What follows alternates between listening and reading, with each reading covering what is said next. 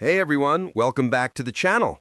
If you're new here, hit that subscribe button and join the DemonSlayer squad. We're diving deep into this masterpiece of an anime that's got me hooked all over again. Today we're talking episode 3 of DemonSlayer, Kimetsu no Yaiba, the one called Sabito and Makimo. Oh man, if you've just finished watching it, I bet your heart's still racing a little, right? That training montage, those intense moments, it's like the show just cranked up the intensity and whispered in your ear, get ready, because this journey's about to get real. I'm sitting here with my tea, feeling all nostalgic and fired up, and I just have to gush about how this episode pulls you in deeper, makes you root for Tanjiro like he's your own little brother pushing through hell. No major plot bombs here. I'm keeping it spoiler-free on the big twists, but we're going to walk through every beat, every sweat-drenched swing. So if you haven't seen it yet, pause, go binge, and come back. Trust me, you won't regret it. Okay, let's set the scene, because this episode picks up right where we left off, and it's pure emotional gold from the jump. Tanjiro's up on that misty mountain with Urokodaki, the old mask-wearing master who's become this gruff but oddly comforting father figure. You remember how episode 2 ended with Tanjiro finally nailing that boulder split? Well, now we're flashing forward. Bam! A whole year flies by in this gorgeous montage that feels like a lifetime compressed into a few breathtaking minutes. The animation? UFO table, you wizards! It's like every leaf rustling, every bead of sweat, every strained breath is alive. Tanjiro's out there day in, day out, hauling massive logs up steep slopes that would crush most folks, his muscles screaming, his lungs burning. But there's this fire in his eyes that just, it hits you right in the feels. He's not just training, he's transforming, shedding that scared kid from the mountain village and forging himself into something unbreakable. And all the while, Nezuko's box is right there on his back, a constant reminder of why he's doing this. His little sister's gentle snores in the quiet nights, her presence like a quiet promise that keeps him going when doubt creeps in. I love how the show doesn't rush this. It's conversational almost, like Urokodaki is sitting you down and saying, listen kid, becoming a demon slayer isn't about fancy swords or quick wins. It's about the grind, the quiet victories no one sees.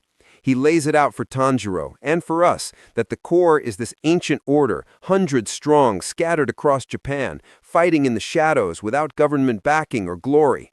They're outnumbered, outpowered by these nightmarish demons that heal faster than you can blink and shrug off wounds that would kill a man 10 times over. But the slayers, they make up for it with sheer will, with breathing techniques that turn their bodies into weapons. Total concentration breathing.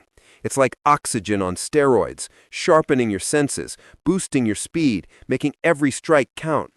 Urokodaki's voice, gravelly and wise, explains it all as Tanjiro logs his progress in this handmade journal, pages filled with sketches and notes just for Nezuko when she wakes up. Can you imagine? Pouring your soul into words for someone who might never read them, but doing it anyway? Because love doesn't quit.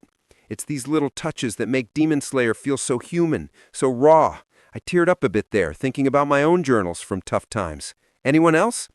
And then, oh boy, the real heart of the episode kicks in. Tanjiro staring down this massive boulder, the final test before he's even allowed to try the final selection on Mount Fujikasane. It's this hulking rock mocking him, and no matter how many times he swings, hundreds, thousands, it's not budging. His hands blister, his form wobbles, frustration bubbling up like he's gonna shatter. You feel it, don't you? That gut punch of hitting a wall in your own life, whether it's a workout plateau or chasing a dream that seems impossible. Tanjiro's not whining, though he's yelling at himself, pushing harder, because giving up means letting down everyone. His lost family, Nezuko, even this old man who's bet on him. Enter Sabito, this boar-masked kid who shows up like a storm cloud, all snark and superiority. What are you, a girl? He taunts, voice dripping with that tough love edge that stings but secretly motivates. Sabito's no stranger. He's been training too, a year of the same brutal routine, and he's already split his boulder like it's paper. The rivalry sparks instantly. Tanjiro's pride flares, and suddenly it's not just about the rock. It's about proving you're worthy, about not being the weak link. What follows is this whirlwind of sparring sessions that had me on the edge of my seat, yelling at my screen like, "Come on, Tanjiro, you've got this!" Sabito is fast, relentless, his wooden sword a blur as he knocks Tanjiro flat time after time. The mountain echoes with thuds and grunts, the air thick with tension and the scent of pine.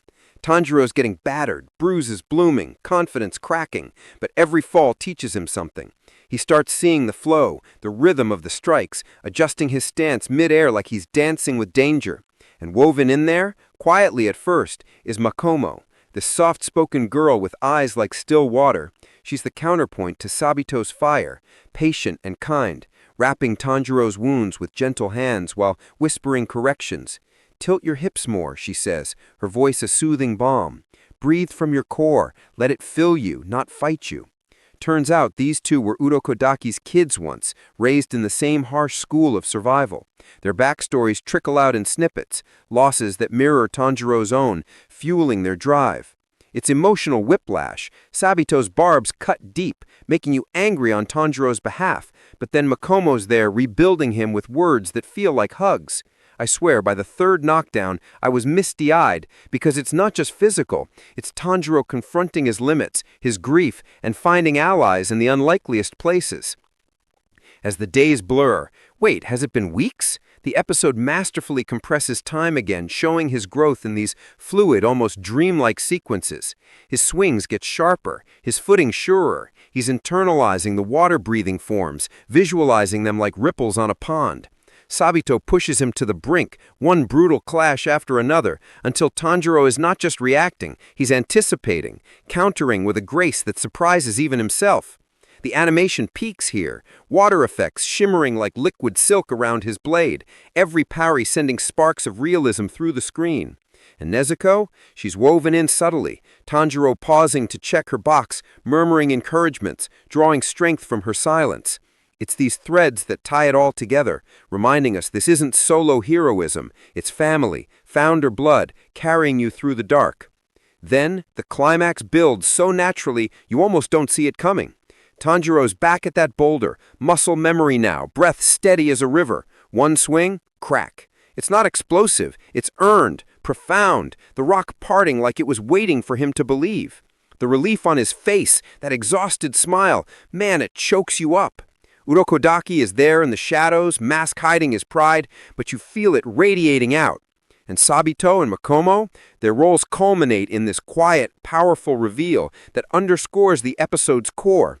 Growth isn't solitary, it's shared scars, tough love, gentle guidance.